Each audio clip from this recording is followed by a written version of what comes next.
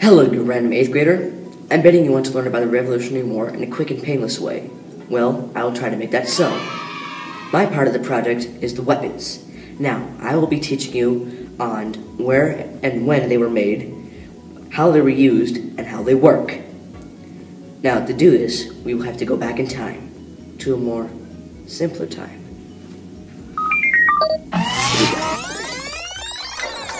Hello, my name is Colonel Quaid Ryan, weapons specialist. Now, I believe that my friend from the future somehow came in contact with me, with means that I still do not know. Anyway, my job is to tell you about these weapons. We shall first start with the flintlock weapons. They were massively used and very popular in our time. They were used throughout the entire war, and, may I say, were used for a very unpopular reason. Bloodshed. Now, this may sound pleasant, but it happened, so it is my duty to recall the sad details, but also some fun ones. So sit back, relax, and prepare to receive this vital information. First, we shall show you how the flintlock weapons work. Here's a diagram that shows you. First, the cocking mechanism goes back and locks with the flint connected to it. When the cocking mechanism is released and the trigger is pulled, the flint comes flying towards the frizzen and ignites a trace amount of gunpowder. This flame then goes down to the pan, which has a pile of gunpowder leading to the rest of the gunpowder inside the gun. Once the rest of the gunpowder is ignited, it explodes and causes a mini explosion that sends the projectile flying out of the gun. The cannon was basically the queen of the battlefield. This reason was because the high-intensity artillery could take out many soldiers at once from a safe distance. Now, cannons came in many different shapes and sizes, but there was only one kind of model during this war, because those didn't come in after.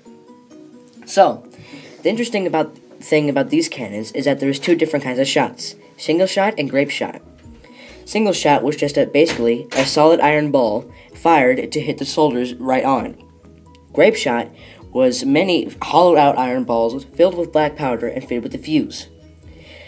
After the cannon was fired, it would create a shotgun effect, and after the balls landed, the fuse would eventually get to the black powder and would explode, taking care of any stragglers that survived the initial impact. Now we shall find out why the muskets were so inaccurate. In case you didn't know, during the Revolutionary War, only 1 in 300 shots actually found their target. This reason is because the muskets were smoothbore. Smoothbore is when the gun barrel does not have any grooves for the bullet to travel across. As you can see in the diagram, the rifle or handgun barrels of today have grooves and the bullet is cylinder-shaped. In muskets, the bullet was also round, had uncontrolled explosion to send the bullet forward, and this caused it to go off course every single time. Our second to last item of weaponry are the swords. Now, the swords were made mainly in Europe, such as Germany, Belgium, and Great Britain. Now, swords were found mainly with officers and weren't really used for battle, but for decoration and wardrobe. Sometimes they would get them out for close range combat when they didn't have a bayonet, but as you can see in many paintings and murals, George Washington often had his sword unsheathed and leading his troops into battle. Next on our journey of weapons in the Revolutionary War, it's time for another feat of amazing early world ingenuity. A man named David Bushnell invented the first ever submarine. The reason of this submarine was to be able to submerge through water and go to British ships undetected at night by an operator pedaling inside the turtle. Once the turtle was close enough to the ship, the operator would drill a hole into the ship and then attach a powder keg which would explode with a timed fuse. Now I bet you're wondering how many people died from these weapons of mass destruction. Well, I'm about to tell you this. The number of Americans who died in captivity was a little bit over 850,000. The number of Americans hurt in the Revolutionary War was over half of 844,000 people. That was far too much.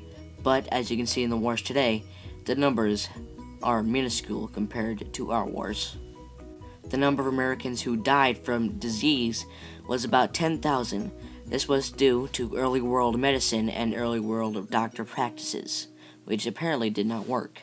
The number of deaths on the British side from death and disease combined was 2,400,000. Looks like my time's up. Hope you enjoy my presentation, and have a good day. Almost forgot. Here's our sources. You may refer to them